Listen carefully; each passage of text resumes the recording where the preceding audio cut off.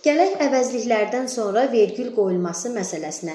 Bilirik ki, o bu əvəzlikləri ismi əvəz eləyərsə, yəni mübtəda vəzifəsinə çıxış eləyərsə, özündən sonra vergül qoyulur. Ancaq burada bəzi nitq hissələri var ki, istisna təşkil eləyirlər ki, məsələn, onlardan da biri əvəzlikdir ki, o bu əvəzliyi mübtəda vəzifəsinə çıxış eləsə belə, özündən sonra əvəzlik gələrsə, vergül qoyulmur.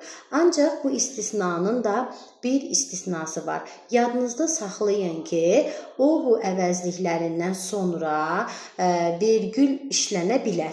O zaman ki, əlavə işlənsin, bir də həmciz üzv işlənsin. Məsələn, nümunələr deyirəm. Deyirəm ki, bu mənim dostum dünən gəlib. Bu mənim dostum. Deməli, mübtədanın əlavəsi işlənibdir də.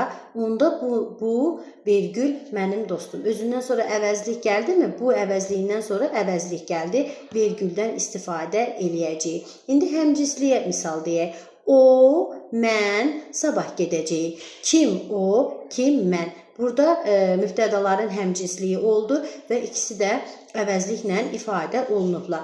Burada da həmcinslik olduğuna görə vergüldən istifadə eləyəcəyik. Qısacası, əgər testlərdə qarşınıza çıxarsa, o bu əvəzliklərindən sonra heç zaman vergüldən istifadə edilmir, bu yanlış fikir olar.